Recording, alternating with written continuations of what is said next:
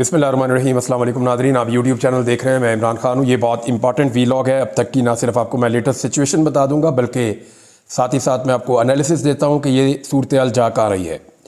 बहुत सारे लोग जो हैं पाकिस्तान में वो तज़ब्ज़ुब का और घबराहट का शिकार है। एक बेयकीनी की कैफियत है पाकिस्तान में, और ऐसा लगता है कि लोगों में ये घबराहट बढ़ती चली जा रही है। तमाम लोग ये सवाल पूछ रहे हैं कि अब क्या होगा, सूरत हाल किस तरफ जाएगी।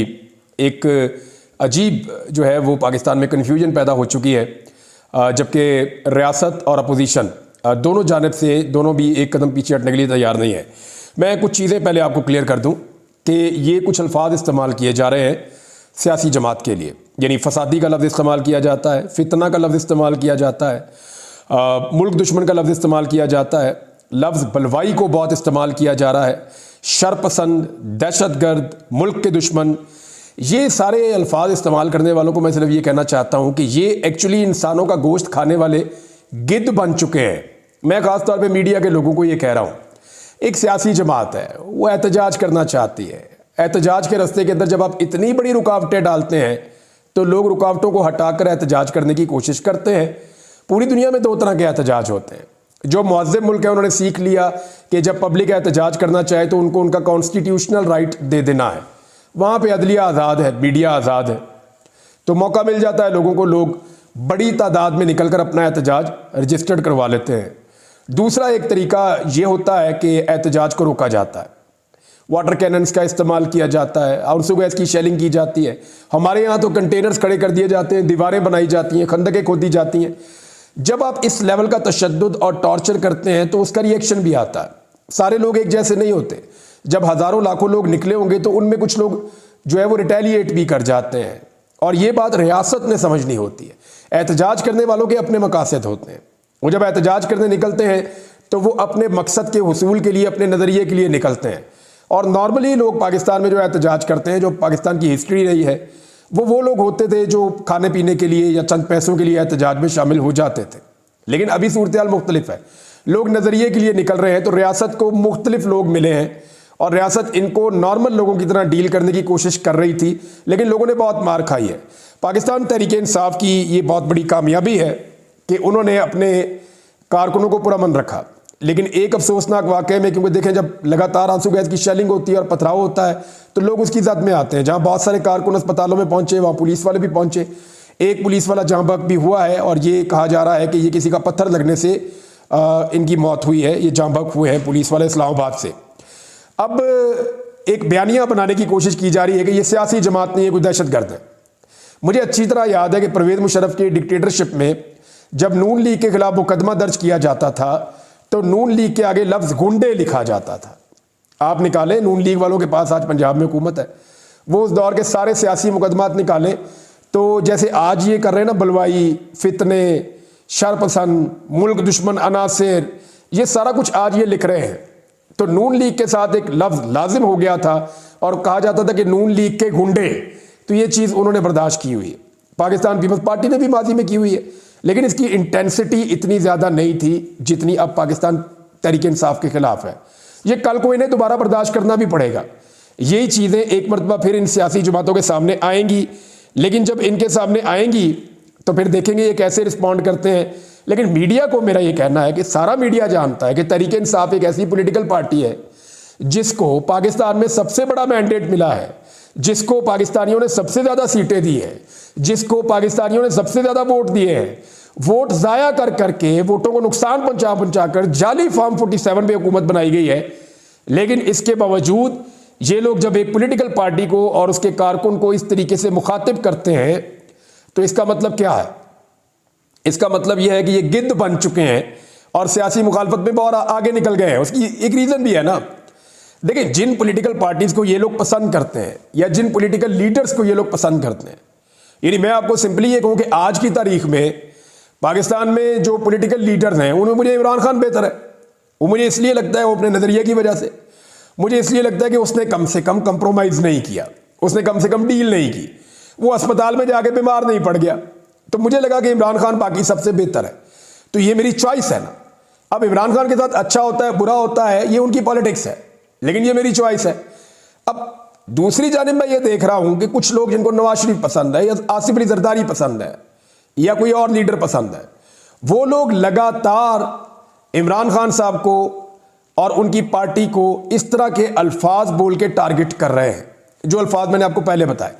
उसका रीज़न ये नहीं है कि अभी कोई प्रॉब्लम है, उसका रीज़न ये है कि उनके अंदर एक एहसास कमतरी पैदा हो चुकी है कि मेरा लीडर तो बहुत अच्छा है या मेरी चॉइस तो बहुत अच्छी है, तो पब्लिक उसके साथ खड़ी क्यों नहीं होती। अब वो पब्लिक का कुछ और तो कर नहीं सकते, तो पब्लिक को वो बलवाई कहते हैं, पब्लिक को वो शरपसंद कहते हैं, पब्लिक को वो मुल्क दुश्मन कहते हैं, पब्लिक को वो दहशतगर्द कहते हैं। हालांकि जितनी मार पाकिस्तान तहरीक इंसाफ ने खाई, मैं चैलेंज करता हूं इसका 10% भी नून लीग नहीं खा सकती। वो भाग जाएंगे, मैदान छोड़ के चले जाएंगे। मैंने इनके लोगों को, इनके लीडर्स को मैंने भागते हुए देखा है, एक दफा नहीं 10 दफा भागते हुए देखा है। ये ख्वाजा आसिफ जो अब डींगे मारते हैं, ये पूरे मुशर्रफ दौर में दिखाई नहीं देते थे, ये नजर ही नहीं आते होते थे किसी जगह पे, किसी एहतजाज में ये गायब थे सारे, मुल्क छोड़ छोड़ के भागे हुए थे एहसन इकबाल और ये सारे लोग। इन्होंने तो गुडी गुडी खेला है।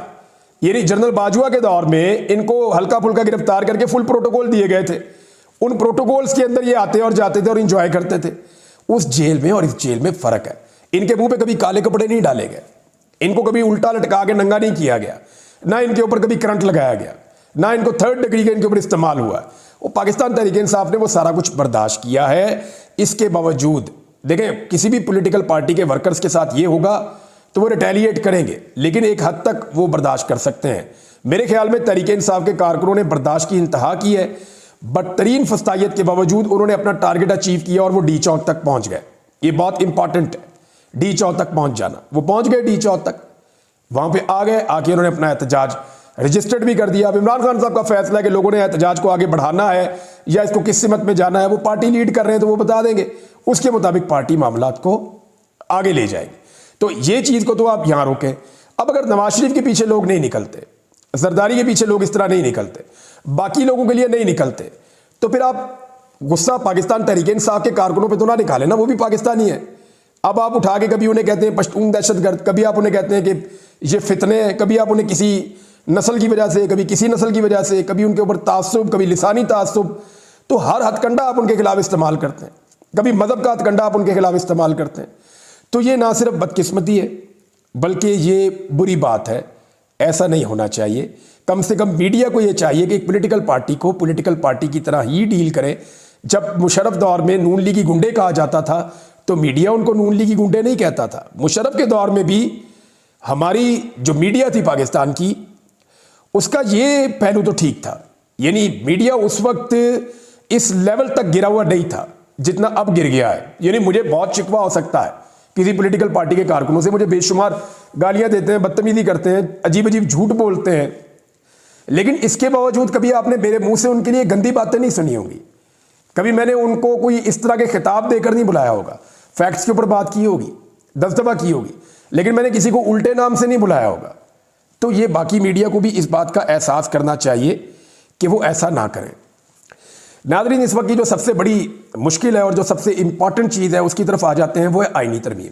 अली अमीन गंडापुर की बाजियाबी कोई बड़ा मसला नहीं है, 1 2 3 4 5 6 7 8 10 दिन मैक्सिमम इतना टाइम ही रखा जा सकता है। तो अल्टीमेटली अगर गवर्नर राज लगा भी दिया तो थोड़े अरसे में अली अमीन गंडापुर सब बाहर आ ही जाएंगे, वो कोई इतना बड़ा मसला नहीं है। यानी ये है तो बहुत बुरा जो मिसालें कायम हो रही हैं। कल को मुझे पता है कि PMLN पीपल्स पार्टी अपने आप को इससे अलग कर देंगे और पाकिस्तानी इदारों के गले ये वाली बदनामी हमेशा के लिए चपक जाएगी कि एक वजीर आला को 1 महीने में 2 मरतबा लापता कर दिया गया। देखें, जो पॉलिटिकल पार्टीज होती है ना, वो अपना बयानिया बना ही लेती हैं, आज नहीं तो कल बना लेती हैं। जो लोग भुट्टो के अंदर होने के ऊपर खुश हो रहे थे ना, बगले बजा रहे थे, इंजॉय कर रहे थे, वो सहाफ़ी बाद में भुट्टो की हमायत में लिखते और पढ़ते रहे और बोलते रहे। जो लोग शेख मुजीब के खिलाफ थे वो बाद में उनके हक में भी बोलते लिखते और पढ़ते रहे सानिया हो जाने के बाद। तो जो सियासी जमातें हैं या सहाफ़ी हैं, वो कहीं ना कहीं आकर अपना बयानिया बना लेते हैं, इदारे नहीं बना पाते। इदारों का ये काम नहीं होता ना, सियासी जमातें अपने आप को निकाल लेती हैं क्राइसिस में से, अपना बयानिया बना लेती हैं। कल को ये जमातें इस सारे सिचुएशन को, इन सारी चीज़ों को डिसोन कर देंगी और ये कहना शुरू हो जाएगी हमें अफसोस था या हम कुछ कर नहीं पा रहे थे। लेकिन इदारे इस दलदल में फंस जाएंगे और बहुत बुरी तरह फंस जाएंगे और उनका रिकॉर्ड ना सिर्फ ख़राब हो जाएगा बल्कि बहुत ज़्यादा ख़राब हो भी गया है। क्योंकि ये पाकिस्तानी मीडिया चाहे इसको रिपोर्ट ना करे, लेकिन इंटरनेशनल मीडिया इसको भरपूर कवरेज दे रहा है। कहाँ कहाँ पे दे रहा है? देखें, मैंने जो अभी तक देखा, अल जज़ीरा पे, वाशिंगटन पोस्ट में, DW न्यूज़ पे, चाइना के मुख्तलिफ अखबारात हैं और मुख्तलिफ उनके जरीदे हैं, वहाँ पे लिखा जा रहा है, रॉयटर्स के ऊपर, AFP के ऊपर, गल्फ टुडे के ऊपर, और जो अरब अखबारात हैं मुख्तलिफ उनमें, तुर्किश अखबारात हैं उनमें, जो इंडियन अखबारात हैं उनमें, यूरोप में, अमेरिका में, हर जगह पे इसकी कवरेज हो रही है पाकिस्तान तहरीक इंसाफ के एहतजाज की।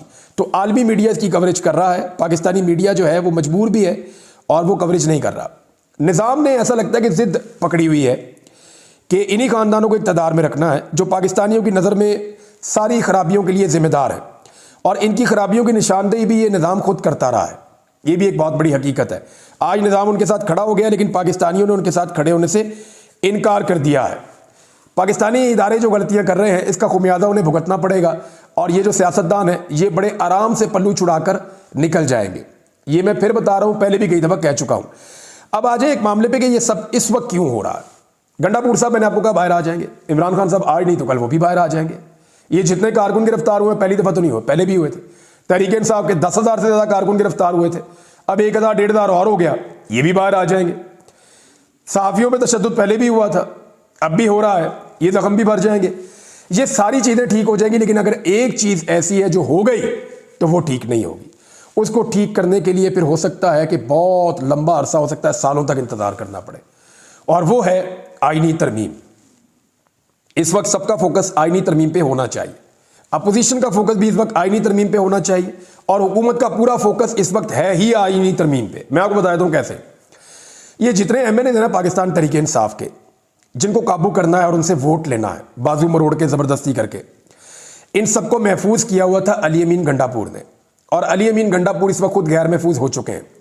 तो इस वक्त 3-4 लोगों की बड़ी अहम रिस्पॉन्सिबिलिटी है। एक फैसल अमीन गंडापुर जो अली अमीन के भाई भी हैं और मेंबर कौमी असम्बली भी हैं, बैरिस्टर गोहर, उनकी रिस्पॉन्सिबिलिटी है, और स्पेशली जो नाम अब मैं लेने लगा हूँ, उमर अयूब साहब। उमर अयूब साहब की भी एक जिम्मेदारी है कि वो अब कुछ भी करके जो MNA जिनको अली अमीन गंडापुर ने महफूज किया था उनको बिल्कुल महफूज रखें, और कम से कम 25 तारीख तक, जब तक काजी फायद ईसा साहब रिटायर नहीं हो जाते, तब तक के लिए इस आईनी तरमीम का रास्ता हर हाल में रोकें। अगर ये MNA उनके हाथ से निकल गए तो खेल उनके हाथ से निकल गया, और ये आईनी तरमीम हो गई तो फिर ये बहुत लंबे अरसे के बाद जाकर रिवर्स हो सकेगी, और हो सकता है फिर इसको रिवर्स करना मुमकिन ना रहे, क्योंकि सूरत हाल का कोई पता नहीं होता। तो सबसे मेन चीज़ और मेन फोकस पाकिस्तान तहरीक इंसाफ का अगर होना चाहिए तो वो आईनी तरमीम वाले मामले के ऊपर होना चाहिए, क्योंकि जो MNAs हैं उनके ऊपर अब अटैक शुरू कर दिया गया है। आदिल बाज़ई, आप जानते हैं, ये पाकिस्तान तहरीक इंसाफ के वोटों से MNA बने, इन्हें नून लीग का बयान हल्फी लेने पर मजबूर किया गया, इन्होंने दे दिया। ये नून लीग के लिखे हुए MNA हैं, इनके ऊपर कोई रेफरेंस कभी दायर नहीं किया गया, लेकिन गुज़िश्ता दिनों जब ये गायब हुए, गायब क्या हुए, मुझे पता है कि ये खैबर पख्तूनख्वा की हुकूमत से इनका राब्ता था। इन्होंने कहा जी कि मैं PTI के खिलाफ कभी वोट नहीं डालना चाहता, और उन्होंने इनको सिक्योर कर लिया। जब वो महफूज मुकाम पर पहुंच गए तो उसके बाद अब इनके प्लाजे गिराए जा रहे हैं क्वेटा में, जो पहले नहीं गिराए गए। इनके ऊपर रेफरेंस दायर किया गया जो पहले नहीं किया गया। इनके भाइयों के और ख़ानदान के ऊपर जो है वो शिकंजा कसा जा रहा है कानून का, जो पहले नहीं किया गया। कल तक ये बहुत अच्छा था, आज ये आईनी तरमीम के हक में वोट नहीं डाल रहा, तो ये गंदा बच्चा बन गया है। इसी तरह चौधरी इलियास, जिन्होंने काफ लीग को बयान हल्फी दिया था, उनके जब पब्लिक का बहुत प्रेशर आया, उनकी अपनी फैमिली का बहुत प्रेशर आया, मेरे उनके ख़ानदान के लोगों से बात हुई, तो उन्होंने कहा जी हम आपको गारंटी देते हैं, हम इनको वोट नहीं डालने देंगे। चौधरी इलियास साहब रूपोश हो गए और चले गए। अब उनके ख़ानदान को और उनको भी जो है वो स्क्रू किया जा रहा है, और उनके ऊपर दबाव बढ़ाया जा रहा है कि कुछ भी करके उनको वापस लाया जाए, और लाकर उनसे भी आईनी तरमीम के हक में वोट लिया जाए। इसी तरह जो बाकी MNAs हैं, उनकी इतलात आ रही है कि कुछ लोगों को पकड़ा जा रहा है, गिरफ्तार किया जा रहा है। तो इस वक्त रियासत अपनी पूरी ताकत लगा रही है आईनी तरमीम करने के लिए, लेकिन इस आईनी तरमीम के लिए रियासत को जो वोट चाहिए वो वोट पाकिस्तान तहरीक इंसाफ के हैं। तो तहरीक इंसाफ को अपने वोट हर हाल में महफूज बनाने हैं। फजल रहमान साहब ने कहा जी कि मेरे बंदे नहीं वोट डालेंगे, लेकिन 2 बंदे उनके डालेंगे। 2 बंदे हुकूमत के निकल गए। अगर हुकूमत के पास अब भी वोट है तो 214 215 वोट हैं, तो क्या तहरीक इंसाफ के 9 से 10 बंदे हुकूमत तोड़ सकती है? ये बहुत बड़ा सवाल है। और अगर तहरीक इंसाफ के 9 से 10 बंदे इन हालात में, जब अवाम तहरीक इंसाफ के साथ खड़ी हुई है और कोई भी तहरीक इंसाफ को छोड़ना नहीं चाहता, अगले 15 दिन तहरीक इंसाफ की क़यादत अपने वोटर्स, अपने MNAs को महफूज नहीं रख सकती, तो मुझे नहीं लगता फिर इनको सियासत करने का कोई हक है इस मुल्क के अंदर। सारी चीज़ें पुरानी हो जाएंगी, सारी चीज़ें रिवर्स की जा सकती हैं, सारी चीज़ें बदली जा सकती हैं। लेकिन अगर ये आईनी तरमीम हो गई तो अमली तौर पे पाकिस्तान में इंसानी हुकूक मुअत्तल हो जाएंगे, अदलिया की आज़ादी ख़त्म हो जाएगी, अदलिया जो है वो एक रबर स्टैम्प तरह की चीज़ बनकर रह जाएगी और अदलिया को कंट्रोल करने के बाद पाकिस्तान में हर चीज़ को मुक़्तदरा जो है वो कंट्रोल कर सकेगी। इस वक्त एहतजाज की एक हिकमत अमली है पाकिस्तान तहरीक इंसाफ की कि अगर वो एहतजाज करना चाहते हैं तो करें, लेकिन इससे ज़्यादा ज़रूरी ये है कि वो अपने MNAs को हर हाल में अपने काबू में रखें। नाज़रीन, पाकिस्तान में कुछ चीज़ें पहली दफ़ा हो रही हैं, यानी एक वज़ीर आला को 1 महीने में 2 मरतबा लापता किया गया, पहली दफ़ा हो रहा है। एक साबिक वज़ीर आज़म को एक अदालत के अहाते से गिरफ्तार कर लिया गया, पहली दफ़ा हुआ। 9 मई के वाक़यात हमने देखे, ये चीज़ें पहली दफ़ा हुई। फिर हमने देखा कि ज़रताज गुल वज़ीर साहबा को जो MNA है, नंगे पाँव नंगे सर उनको घसीट के ले जाया गया, ये हमने पहली दफ़ा देखा। बहुत सारी खवातीन की चादर और चारदीवारी का तकद्दुस पामाल हुआ, ये हमने पहली दफ़ा देखा। पंजाब में इतने बड़े पैमाने पर इंसानों का लापता होना और चादर और चारदीवारी का तकद्दुस पामाल होना, पुलिस का सियासी मकासद के लिए इस लेवल तक चले जाना, ये हमने पहली दफ़ा देखा। ये सारे मनाज़िर हम पहली दफ़ा देख रहे हैं। हो सकता है गवर्नर राज भी लग जाए खैबर पख्तूनख्वा में, लेकिन ये पहले भी लगता रहा है। तो क्योंकि हम ये बहुत सारी चीज़ें पहली दफ़ा देख रहे हैं तो हमें अजीब लग रही हैं, लेकिन दूसरी तरफ हम कुछ और चीज़ें भी पहली दफ़ा देख रहे हैं।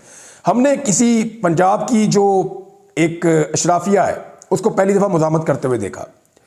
हमने पंजाब के अंदर जो मिडिल क्लास है उसको पहली दफ़ा सियासत के अंदर इतना ज़्यादा बाशऊर होते हुए देखा। हमने पहली दफ़ा आवाम को फस्तायत का मुकाबला सब्र से और पुरअमन तरीके से करते हुए देखा। हमने देखा कि एक लीडर ने जेल में जाकर घुटने टेकने से इनकार कर दिया, पहली दफ़ा देखा। यानी भुट्टो साहब के दौर के बाद तो देखा ही नहीं। हमने पहली दफ़ा ऐसा देखा कि एक आदमी ना बीमार होता है ना जेल से अस्पताल जाता है, पहली दफ़ा देखा। हमने पहली दफ़ा देखा कि इतने बड़े पैमाने पर कारकुनों की गिरफ्तारी के बावजूद पॉलिटिकल पार्टी नीचे जाने के बजाय ऊपर जा रही है। पहली दफ़ा देखा कि अदलिया ने सबने मिलकर एक इलेक्शन हराया एक पॉलिटिकल पार्टी को, लेकिन वो फिर भी जीत गई। हमने पहली दफ़ा देखा कि एक पॉलिटिकल पार्टी का इंतखाबी निशान ही छीन लिया। हमने पहली दफ़ा देखा कि एक पॉलिटिकल लीडर को गिरफ्तार किया गया और जब से वो गिरफ्तार हुआ तब से लेकर अब तक हमने उसको देखा ही नहीं, ना उसकी आवाज़ सुनी।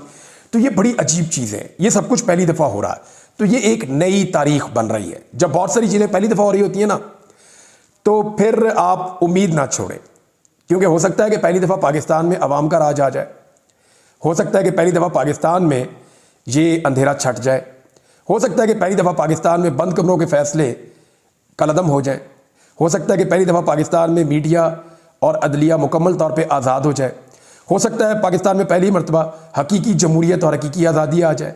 तो ये चीज़ें पहली दफ़ा हो रही हैं, तो पहली दफ़ा हो सकता है ये भी हमें मिल जाए। लेट्स सी, देखते हैं कि इसमें आगे चलकर क्या होता है। कुछ और चीज़ें भी आपके साथ शेयर करनी थी, लेकिन यहाँ वक्त कम है और मुकाबला बहुत सख्त है, चीज़ें बहुत तेज़ी से गुजर रही हैं। धरने की अपडेट्स और बाकी